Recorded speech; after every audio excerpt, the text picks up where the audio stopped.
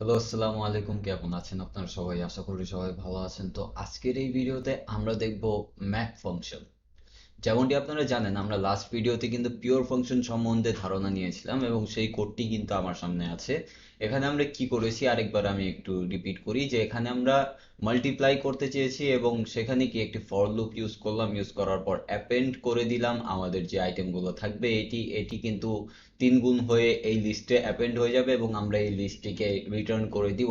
তো বিষয় হচ্ছে যে আমি একটি কথা আপনাদের লাস্ট ভিডিওতে বলেছিলাম যে অলওয়েজ পিওর ফাংশন বানানো পসিবল না, কারণ আমাদের আউটসাইড ওয়ার্ল্ড বা আউটার স্কোপের সাথে কিন্তু আমাদের ওই কি বলে ইন্টারঅ্যাক্ট করতেই হয় ফাংশনের সাথে। মোস্ট অফ দ্য টাইম আমরা কি করি, আমাদের যে ফাংশন এগুলো কিন্তু পিওর ফাংশন হয় না, কিন্তু আমাদের চেষ্টা করতে হয় যে অলওয়েজ যাতে আমরা পিওর ফাংশন বানাই। পিওর ফাংশন বানানোর অন্যতম একটি ভালো দিক হচ্ছে যে আমাদের ফাংশনটি যত বেশি পিওর হবে আমাদের যে কোড বেস এটিতে তত কম বাগ ধরার সম্ভাবনা থাকবে, যেটি খুবই একটি ভালো দিক। এবং আপনি যদি মাত্র প্রোগ্রামিং শিখছেন, আপনি যখন কাজ করবেন তখন বুঝতে পারবেন যে বাগ আসলে জিনিসটি কি, বাগের জন্য কত টাইম ওয়েস্ট হয়, কত আওয়ার এবং ইভেন কয়েকদিনও পার হয়ে যায় কিছু কিছু বাগ ফিক্স করতে।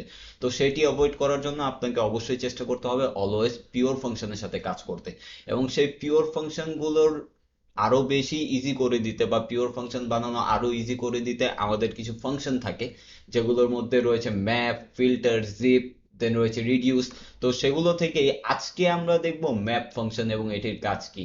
আর এই ম্যাপ ফাংশন বা এই স্পেশাল যে ফাংশনগুলো আছে এগুলো আমাদের কোডকে অনেক বেশি ছোট করে দেয়। আমরা যদি একবার এটির সিনট্যাক্সটি বুঝে যাই, খুব ইজিলি খুব বড় বড় কোডও আমরা খুব শর্ট লিখে ফেলতে পারবো ওয়ান লাইনের মধ্যে। তো যেমনটি আপনারা দেখতে পাচ্ছেন, এখানে ফর লুপ চালিয়েছি এবং অ্যাপেন্ড করে কিন্তু দিয়ে দিয়েছি। আমি সেম কাজটি এখন করব ম্যাপ ফাংশন দিয়ে। দেখুন কত ইজিলি করি আমি। এটিকে আমি কমেন্ট আউট করব। আচ্ছা, যা কেটেই দিলাম, সমস্যা নেই। এখন আমি কি করব ম্যাপ ফাংশন ইউজ করার জন্য, সর্বপ্রথম আমি করব কি, আমি একটি ফাংশন ডিফাইন করব।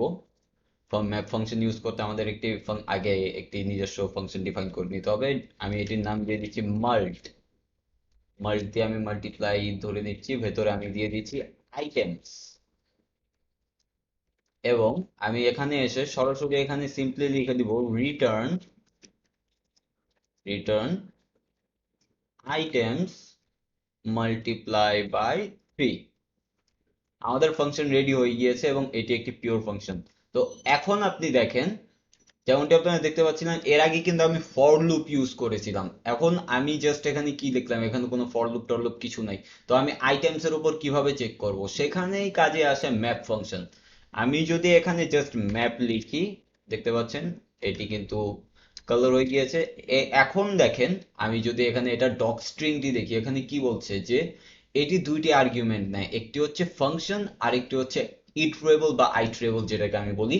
তো আপনাকে ম্যাপ যে ফাংশন এটির ভেতরে প্রথমে একটি ফাংশন পাস করতে হবে এবং পরবর্তীতে আইটারেবল ডেটা পাস করতে হবে। তো চলুন আমরা একটু এক্সাম্পলের সহিত দেখে নিই।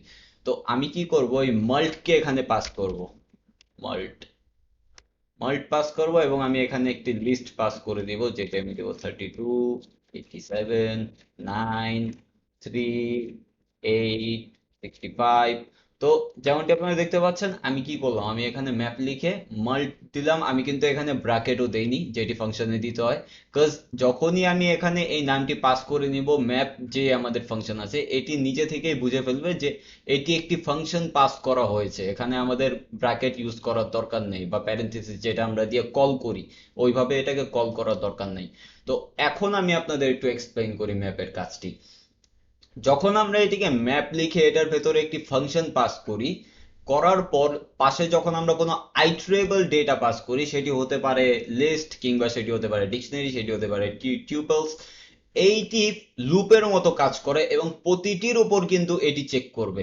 এখানে আমি এই ফাংশনটি কি দিলাম, যে ফাংশনটি দিয়ে দিছি মাল্ট, মাল্টের ভেতর আইটেম মাল্টিপ্লাই বাই 3। এটি চেক করবে যে এটির প্রতিটির মধ্যে কিন্তু মাল্টিপ্লাই বাই 3 করে দিবে। এটি আপনারা সহজ ভাষায় বুঝতে গেলে এটি লুপ আপনারা ধরে নিতে পারেন, কিন্তু এটি লুপ থেকে অনেক বেশি ডিফারেন্ট। আমি আপনাদের অবশ্যই এক্সপ্লেন করবো সেই বিষয়টা। তো যেমনটি দেখতে পাচ্ছেন যে এখানে এটি হবে। তো চলুন দেখি আমরা এটিকে অ্যাকশনে। আমরা কি করব, সরাসরি এটিকে প্রিন্ট করব।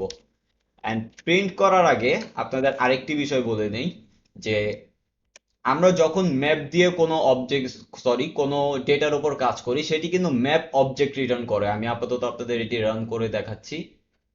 আমি যদি এটি রান করি, map object at this memory location, তো এটি কিন্তু এই মেমোরি লোকেশনে সেভ হয়ে গিয়েছে অ্যাজ এ অবজেক্ট। কিন্তু আমরা তো অ্যাজ এ অবজেক্ট চাচ্ছি না, আমরা চাচ্ছি যে এটি হয়ে যাবে অ্যাজ এ লিস্ট। তো সেটার জন্য আমি এটিকে কনভার্ট করে দিব লিস্টের মধ্যে। লিস্ট লিখবো, লিস্ট লিখে আমি প্যারেন্থেসিস দিব এবং এখানে একটি ক্লোজ করে দিব। এখন যদি আমি এটিকে রান দিই, এই দেখতে পাচ্ছেন আমাদের কিন্তু প্রিন্ট হয়ে গিয়েছে 32 মাল্টিপ্লাই বাই 3, 96, 32 মাল্টিপ্লাই বাই 87, 261, 27, 9, 24, 65। তো যেমনটি দেখতে পাচ্ছেন, আমাদের আগের কোডটি দেখেন, এটি আমরা কতগুলো লাইনের মধ্যে লিখেছিলাম, ভেতরে ফর লুপ চালাইছি, অ্যাপেন্ড করলাম, এটা সেটা করলাম। কিন্তু এখানে আমরা যখনই ম্যাপ ফাংশনটি ইউজ করেছি এবং এটার সাথে আমরা যখনই আমাদের এই মাল্ট ফাংশনটি ইউজ করেছি, এটি কিন্তু খুব ইজিলি আমাদের হয়ে গেছে। আমি আবার একটু আপনাদের সামারি দিই। ম্যাপ ফাংশনের ভেতর, ম্যাপ ফাংশন দুটি জিনিস না, একটি হচ্ছে ফাংশন আর একটি হচ্ছে ডেটা। তো আমরা মূলত ম্যাপ ফাংশনের ভেতর যেই ওই ফাংশনটি পাস করি, সেই ফাংশনটি আমরা ট্রাই করি একটি পিওর ফাংশন রাখার এবং সেটিকে আমরা একদম শর্ট করে ফেলি। এটির ভেতর আমাদের কিন্তু লুপ চালাতে হচ্ছে না, লুপ বা বারবার যেটা ইটারেবল সেটা কিন্তু আমাদের ম্যাপ ফাংশন নিজেই করছে। তো আমরা জাস্ট কি বলে দিছি যে এটির ভেতর কতবার যাবে সেটি ম্যাপের বিষয়। আমরা জাস্ট বলে দিছি যে এই যে এই ফাংশনটি বা এটার যে কাজটি, আইটেম মাল্টিপ্লাই বাই 3, যতগুলো ইটারেবল ডেটা থাকবে সবগুলোর উপর কি হয়ে যাবে, মাল্টিপ্লাই বাই 3 হয়ে যাবে। তো ম্যাপ সেটি ধরে নিয়েছে এবং প্রতিটির উপরই কিন্তু সে কি করলো, সে 3 দিয়ে গুণ করে দিয়েছে এটিকে। আমি 3-এর জায়গায় 10 দেই, 12 দেই, সব আমার ইচ্ছা।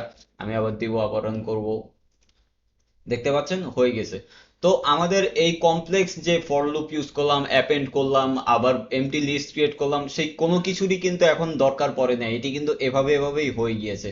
তো এখন আরেকটি বিষয় আমি আপনাদের বলতে চাই, সেটি হচ্ছে যে এই যে এই লিস্টটি যেহেতু আছে, আমি এই বিষয়টি আপনাদের একটু দেখিয়ে দিই, এটা ইম্পর্টেন্ট, একটু খেয়াল দিয়ে শুনবেন। যে এই লিস্টটিকে আমি আউটসাইডে গ্লোবাল স্কোপে আমি একটি ভ্যারিয়েবল বানিয়ে নিচ্ছি লিস্ট ওয়ান নামের, এবং আমি এটিকে পেস্ট করে দিচ্ছি, এটি লিস্ট ওয়ান। এবং আমি এটির ভিতরে, আমি যদি এখন এটির ওই ভ্যারিয়েবলের নেমটি পেস্ট করে দেই, লিস্ট ওয়ান, ও লিস্ট ওয়ান, এন্ড আমি যদি এটিকে রান করি, ঠিকঠাক কিন্তু কাজ করছে। কিন্তু আমি যদি এখানে সরাসরি এটিকে প্রিন্ট করি, লিস্ট ওয়ানকে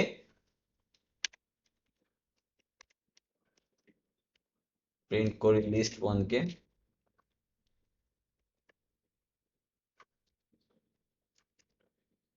লিস্ট ওয়ানকে আমি যদি সরাসরি এখানে প্রিন্ট করি, তাহলে কিন্তু এটি সেম অ্যাজ এটার মতো আসছে।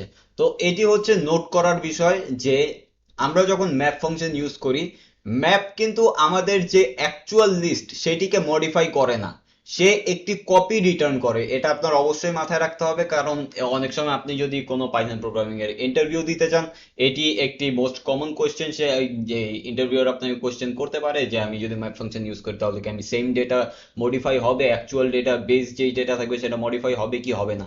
তো সেখানে আপনি বলবেন যে না, সেটা হবে না, কারণ ম্যাপ আমাদের নতুন একটি কপি রিটার্ন করে। সেই অ্যাকশন গুলো বা যেই কাজগুলো আপনি করতে চাচ্ছেন ম্যাপ দিয়ে, ম্যাপের ভেতর যে ফাংশন পাস করে সেটার একটি কপি কিন্তু রিটার্ন করে। তো এই ছিল মূলত ম্যাপ ফাংশনের কাজ। আশা করি আপনারা বুঝতে পেরেছেন। ভিডিওটি যদি ভালো লাগে তাহলে অবশ্যই লাইক বাটনে প্রেস করবেন, আর যদি চ্যানেলটিতে নতুন হয়ে থাকেন অবশ্যই সাবস্ক্রাইব করবেন। দেখা হচ্ছে নেক্সট ভিডিওতে, ততক্ষণ অবধি আল্লাহ হাফেজ।